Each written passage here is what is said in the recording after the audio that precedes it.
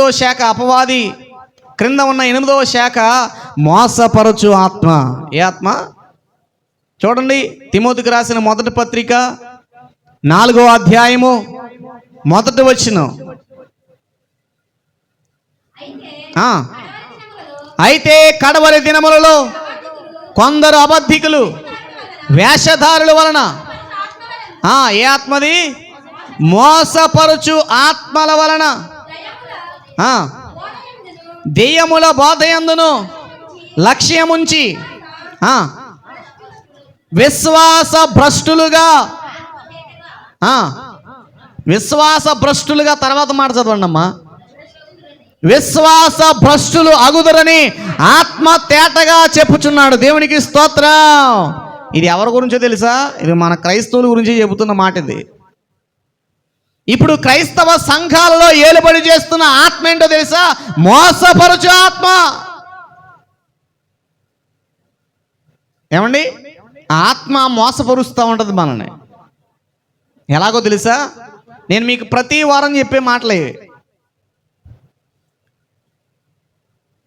ప్రార్థన చేస్తావా? ఈరోజు పొద్దున్న నుంచి సాయంత్రం వరకు పనికి వెళ్ళావు కదా, ఏం ప్రార్థన చేస్తావు? పడుకో. ఒక్కరోజు ప్రార్థన చేయకపోతే నువ్వు చచ్చిపోతావని, నువ్వు నరకానికి వెళ్తావని ఎక్కడుంది వాక్యం చూపించు అంటదంటది. ఏమంటదట? ఎలాగో మనకు వాక్యం లేదు, అది చెప్పగానే మనకేమో నిజమే కదా. పాస్టర్ గారు కూడా ఎప్పుడు చెప్పలేదు మీకు. పాస్టర్ గారు కూడా ఎప్పుడు చెప్పలేదు. ఒక్కరోజు ప్రార్థన మానేస్తే మనకి ఏదన్నా అయిపోద్దా? ఏమి కాదు బొజ్జు, ఒక్కరోజు అయిపోద్ది. తర్వాత రోజు నిన్న మానేసావు, ఏమన్నా అయిందా? ఏం అవ్వాలా, ఇవాళ కూడా మానే పడుకో అంటదంట. ఏంటిది అనేది? మోసపరుచు ఆత్మ. గుర్తుపెట్టుకోండి మీరు. ఇంకో మాట ఏమంటే తెలుసా? జోరుని వర్షం పడింది, పాస్టర్ గారు మైక్ పెట్టారు, మైక్లో పాటలు వినపడుతున్నాయి, పాస్టర్ గారు పాట పాడుతున్నాడు. ఇదేమంటుందో తెలుసా? మోసపరుచు ఆత్మ. ప్రార్థనకి వెళ్దాం నువ్వు అనుకుంటున్నావు అనుకో, ఊరుకో, బోల్డ్ బురద, అసలు అన్ని రోడ్లు బాగున్నాయి కానీ చర్చి పక్కన రోడ్డు బాగుందా? ఏం వెళ్తావు? నువ్వు వెళ్తే పడిపోయావనుకో, నేను లేవదీసేవాడు కూడా లేడు అక్కడ అంటదంటది. పాస్టర్ గారు వస్తాడా నేను లేపడానికి? నీకేమనైతే పాస్టర్ గారు ఏమైనా హాస్పిటల్కి తీసుకెళ్తాడా అంటదంట. ఏంటిది? మోసపరుచు ఆత్మ. దేవుడికి స్తోత్రం. ఇవన్నీ వాస్తవాలండి, మీకు అర్థమవుతుంది. ఎవరిని చెడగొడటానికి ఇది? చెప్పాలి. నిన్ను చెడగొట్టడానికే, ఎవరిని కాదు. పాస్టర్ గారిని చెడగొట్టడానికి కాదు, నిన్ను చెడగొట్టడానికి, నువ్వే చెడిపోతానికి. ఈ చిన్న చిన్న విషయాలండి, మనం ఈజీగా పడిపోతాం ఆత్మ చెప్పే మాట. కొన్నిసార్లు ఇదేమంటుందంటే, నువ్వు ఎక్కడి నుంచో రావాలి, రోడ్డు అంతా చీకటి, లైట్లు వెలుగుతున్నా నీకు చీకటిగానే ఉంటుంది అంటదట. నువ్వు వెళితే ఆదివారం వెళ్ళి కానీ రాత్రిపూట్ల ప్రార్థనగా మాత్రం వెళ్ళొద్దు, ఎందుకని అక్కడ సీతమ్మ తిరుగుతుంది తెలుసా నీకు అంటదంట. ఏమండి, చచ్చిపోయిన వాళ్ళందరినీ జ్ఞాపకం చేసేది నీకు. ఏంటది? మోసపరుచు ఆత్మ. ఆ రోడ్లో ఆ వ్యక్తి చచ్చిపోయాడా, అక్కడ తిరుగుతున్నాడంట. అక్కడ ఆ రోడ్లో ఆ అమ్మాయి చచ్చిపోయిందా లేకపోతే తను చచ్చిపోయిందా, అక్కడ తిరుగుతుందంట. నువ్వు వెళ్ళమాకో. ఎప్పుడిది? రాత్రిపూటే చెప్పుద్ది. ఎప్పుడున్న ప్రార్థన ఉన్నప్పుడు మాత్రమే చెబుతుంది అది. దేవునికి స్తోత్రం. మరి మిగతా పగలు తిరగరా మీరు ఆ రోడ్లో? ఏమండి, రాత్రి తిరిగే ఆ దెయ్యం పగలు తిరగదా? అది మీ భ్రమే. పగలు ఎందుకు చెప్పదు నీకు అంటే, అప్పుడు నీకు పని లేదు, దేవునికి సంబంధించిన పని లేదు కదా, నువ్వు మామూలు పనికి వెళ్తావు అంతే. ఈ చెప్పే మాటలు ఎవరో తెలుసా? మోసపరుచు ఆత్మ చెప్పే మాటలు ఇవి. దేవునికి స్తోత్రం కలుగునుగా. మొదటి ఆదివారం వెళ్ళావు, మిగతా 3 ఆదివారం వెళ్ళాలి నువ్వు ప్రార్థనకి. మొదటి ఆదివారం వెళ్తే సరిపోదా? 2వ ఆదివారం, 3వ ఆదివారం, 4వ ఆదివారం, 5వ ఆదివారం పాస్టర్ గారు కాబట్టి వెళ్తాడు. నీకేంటికమ్మా, ఊరుకోట అంటదంట ఈ మోసపరుచు ఆత్మ. ప్రార్థన చేయనివ్వదు, దేవుని సన్నిధిలో ఉండనివ్వదు, వాక్యము కూడా విననివ్వదు, దేవుని ఆత్మచేత నడిపించబడటానికి కూడా అది ఇష్టపడదట. ఏదో విధంగా నిన్ను మోసం చేసి మభ్యపెట్టి భ్రమపరిచి నిన్ను ఏదో విధంగా దేవునికి దూరం చేయాలనేదే దాని ధ్యేయం, అంతే, ఇక వేరే ఏం లేదు. ఇప్పుడు ఒకవేళ ఆ మోసపరుచు ఆత్మ విని ఒకవేళ ఎవరైనా వెనక్కి జారారనుకోండి, నష్టం ఎవరికి? ఆ నష్టం వారికి తెలియట్లేదని ఈ రోజున దేవుడి వాక్యం ద్వారా మనకు జ్ఞాపకం చేస్తున్నాడు. దేవునికి స్తోత్రం. ఇది మాకు తెలిసిందేలండి, పాడిందే పాట పాసిపళ్ళ దాసరి అని ఇదే మాటలు చెప్తా మాకు తెలియదా అన్నట్టు చూడొచ్చు మీరు. కానీ ఆ ఆత్మ ఏంటో మీకు ఈ రోజున దేవుడు జ్ఞాపకం చేస్తున్నాడు, చెప్పిస్తున్నాడు మీకు. ఆ ఆత్మ ఏంటంటే చెప్పండి, మోసపరచు ఆత్మట. చాలామంది క్రైస్తవులు ఈ మోసపరుచు ఆత్మ మీద లక్ష్యం ఉంచంట భ్రష్టులైపోతున్నారు. ఏ విషయంలో? విశ్వాస భ్రష్టులైపోతున్నారు అంటే ఇది చాలా దారుణమైన విషయం కదా. వాడి టార్గెట్ ఎవరో తెలుసా? అన్యజనులు కాదు, వాడి టార్గెట్ మనం. అర్థమవుతుందండి? ఇప్పుడు వేటగాడు పట్టుకున్న పౌరం దగ్గర ఉంటాడా? పట్టుకోవాల్సిన పౌరం దగ్గరికి వెళ్తాడా? ఏమండో దొరకకుండా తిరుగుతున్న దాని దగ్గరికి లేదు. ఇప్పుడు మనం కోళ్ళు ఉన్నాయండి మన ఇళ్ళల్లో, కోళ్ళు బుట్టలో ఉన్నంతసేపు మనం ఎతుకుతామా? అందులోంచి ఏదైతే బయటికి వెళ్ళిపోయిందో, ఏదైతే తప్పించుకుని అటు ఇటు తిరుగుతుందో దాని వెనకాలే మనం పరిగెడతాం. అపవాది కూడా అంతే. ఇప్పుడు మనం వాడి బుట్టలో లేము, వాడి ఆధీనంలో లేము. మనం వాడిలో నుంచి తప్పించబడి దేవుని చేతిలో ఉన్నాం కనుక ఎలాగైనా సరే వాడు మనల్ని పట్టుకోవాలని మన మీదే వాడు టార్గెట్ వేసి ఉంచుతాడు. అందుకని వాడు ఏదో విధంగా మనల్ని మోసం చేయడానికి ప్రయత్నం చేస్తూనే ఉంటాడు. వాడి ప్రయత్నం ఆగదు అసలు. బాప్తిసం పొందాక అపవాది లేదు గెప్పవాది లేదు పో అనుకుంటారు కొంతమంది. అమ్మా, బాప్తిసం పొందేస్తేనే అపవాది నిన్ను వదిలేస్తాడా? అసలు అప్పుడేగా పట్టుకుంటాడు అసలుగా నిన్ను.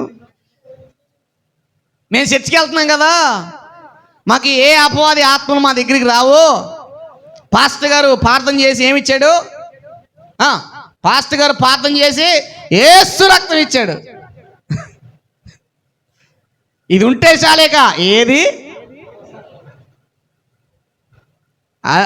అలా మోసపడుతున్నాడు మిమ్మల్ని. కొబ్బరి నూనె ఉంటే దేయాలు రావని అనుకోవద్దు మీరు. అర్థమవుతుందా? ఖచ్చితంగా ఆత్మలు వస్తాయి, కానీ వాటిని నీవు జయించాలంటే నీ దగ్గరికి కావాల్సింది కొబ్బరి నూనె కాదు. ఏం కావాలా చెప్పండి? ఏం కావాలా? ప్రార్థన కావాలా. నీలో దేవునితో సహవాసం కావాలా. మందిరానికి వెళ్ళిపోయినా పర్వాలేదండి, మా దగ్గర మొన్నే కొనుక్కున్నామండి, ఒక బుడ్డు కొనేసామండి, అది మా దగ్గర ఉండి, అది ఉంటే మా దగ్గర ఏసే ఉన్నట్టుగానే ఉందండి అని అనిపిస్తాడు మీతో. ఎవరు? మోసపరుచు ఆత్మ. కొంతమంది దగ్గర బైబిల్ ఉంటుంది, చిన్న బైబిల్, కొత్త నిబంధన. ఈ కొత్త నిబంధన ఉంటే చాలండి, మేము ఎక్కడికి వెళ్ళకపోయినా ఏసే మా అక్కడే ఉన్నాడండి. ఉంటాడా? అలా నిన్ను ఆ ఆత్మ ఏం చేస్తుందంటే నిన్ను మోసపరుస్తూ ఉంటుంది. మందిరానికి వెళ్ళేది ఏందిరా, నా గుండెల్లో ఉన్నాడు రా యేసయ్యా అంటారు కొంతమంది. గుండెల్లో ఉంటాడా? నీ గుండె ఏమైనా వేసే గుడి కట్టడానికి ఇచ్చేవా? ఏమండి, నా గుండెల్లో ఉన్నాడు, మందిరానికి వెళ్ళాల్సిన పర్వాలేదు, నేను తాగినా నా గుండెలో ఉంటాడు, సిగరెట్ కాల్చిన నా గుండెలోనే ఉంటాడు, వ్యభిచారం చేసిన నా గుండెలోనే ఉంటాడు, అక్రమ సంబంధం ఉన్న నా గుండెలోనే ఉంటాడు, నేను ఎలా పడితే అలా తిరిగినా యేసయ్య నా గుండెల్లో ఉంటాడు అని అనిపిస్తుంది ఈ మోసపరిచే ఆత్మ. అర్థమైందండి? మనం దేవుని దగ్గరికి రానివ్వకుండా, దేవునితో సహవాసం చేయనివ్వకుండా చేసే పని ఈ మోసపరుచు ఆత్మ దగ్గర, వేరే ఏమి లేదు. ఇక ఎందుకోనండి, రావాలనిపిస్తుంది కానీ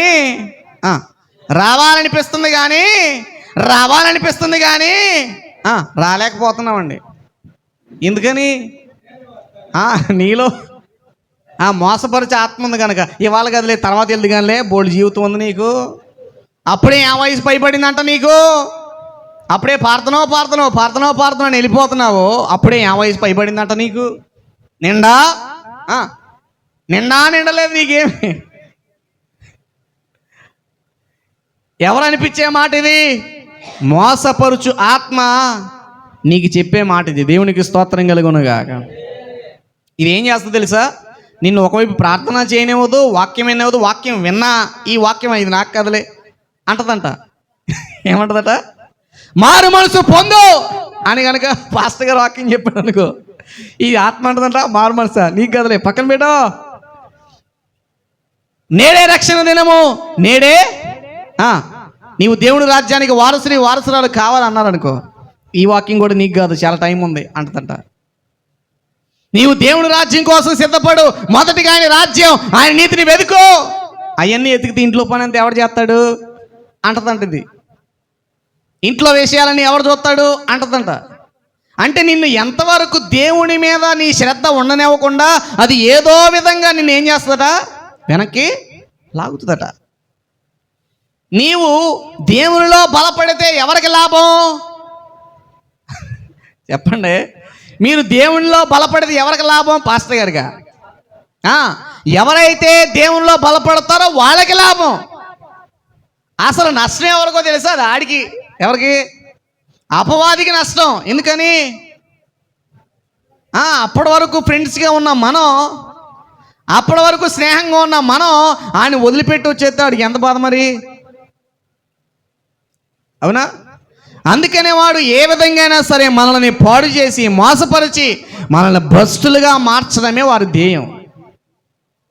కనుక మనం మోసపరుచు ఆత్మకు మనం ఎప్పుడు అవకాశం ఇవ్వకూడదు. ఈ రోజున చూడండి, చాలా చోట్ల కూడా చాలా బోధలు ఎలా ఉన్నాయో తెలుసా? మీకు బలహీనతలు ఉన్నాయా, రండి, బలహీనతల నుంచి విడుదల పొందండి అంటాడు ఒకడు. మీకు అప్పుల బాధ ఉందా, రండి, అప్పుల నుంచి విడుదల పొందండి అంటాడు ఇంకొకడు. మీకు ఇల్లు కట్టుకోలేదా, రండి, ఇల్లు కట్టుకోవచ్చు. మీకు కారు లేదా, కొనుక్కుందరు కానీ రండి అంటాడు. ఇక వీళ్ళు ఏం చెప్పరు తెలుసా? మారు మనసు పొందమని కానీ, బాప్తిజం పొందమని కానీ, రక్షణ పొందమని కానీ, ఆత్మీయ జీవితంలో ఎదగటం కానీ, ఆత్మీయ వరాల గురించి కానీ, కృపా వరాల గురించి కానీ, పరిశుద్ధాత్మ వరాల గురించి కానీ, ఆయన రాజ్యానికి వెళ్ళాలంటే ఏం చేయాలి కానీ ఇక ఏమీ ఉండవేగా. వాళ్ళు చెప్పేది ఇవే. మీకు అద్భుతం కావాలా, నేడే చూతురు రండి అంటాడు. ఇక మనలో కొంతమంది ఏమైపోతారు, ఈ పవన్ పాస్టర్ గారు ఎప్పుడు చూసినా పరలోక రాజ్యం అంటాడు, మారు మనసు అంటాడు, పాపం అంటాడు, పరిశుద్ధత అంటాడు. ఆయన అయితే ఏమి ఇస్తాడట, అద్భుతం చూపిస్తాడట. ఆ అద్భుతం చూడడానికి వెళదాం అనుకుంటారు వీళ్ళు. అద్భుతం ఎంతవరకు చూస్తావు నువ్వు? ఆ అద్భుతం చూసి, అది చూసి, ఇది చూసి, ఇది చేసి, అది చేసి చచ్చావనుకో, చనిపోయావనుకో, మరణించావనుకో, ఏంటి నీ పరిస్థితి? చెప్పిన ఆ వ్యక్తి నిన్ను తీసుకెళ్తాడా దేవుడి రాజ్యానికి? ఏం తీసుకెళ్ళలేడు. అందుకనే అపవాదట ఇలాంటి అబద్ధ బోధకుల ద్వారా, అబద్ధ బోధల ద్వారా ఈ విశ్వాసులు ఏం చేస్తున్నాడట, విశ్వాస భ్రష్టులను చేస్తా ఉంది ఈ మోసపరుచు ఆత్మ. మోసపోతున్నారా మీరు? ఏమండి, 7 వారాలండి చాలు, నీకు తర్వాత అవసరం లేదు దేవుడు. ఏమండో చెబుతున్నానండి ఉదాహరణకి, మీకు 1 నెల రోజులు రండి చాలు, మీకున్న బాధలన్నీ పోతాయి. నేను చెబుతున్న విషయం ఏంటంటే, మీరు ఎన్ని కోట్లైనా ఖర్చు పెట్టండి, కుటుంబంలో ఉన్నది ఏది కూడా పోదు. అది జీవితాంతం ఉంటాయి, ఏది ఉండాలో అది ఉంటాయి ఖచ్చితంగా. మనం ఎంత చేసినా పోవో. మరి ఆ మాత్రం దానికి మనం ఎందుకు దానికోసం తెగ పాకులాడతామో? అర్థమవుతుందండి? శారీరక జీవితం కావాలి, కానీ అంతకంటే ప్రాముఖ్యమైనది ఆత్మీయ జీవితం అని మీకు తెలియజేస్తున్నాను. మీకు ఇక్కడ భూమి మీద ఉన్నప్పుడు ఏం లేదు కానీ తర్వాత ఏదో ఏంటకండి అని అనుకుంటున్నావా? అది కూడా మోసపరుచు ఆత్మ చెప్పించే మాట. అది దేవునికి స్తోత్రం.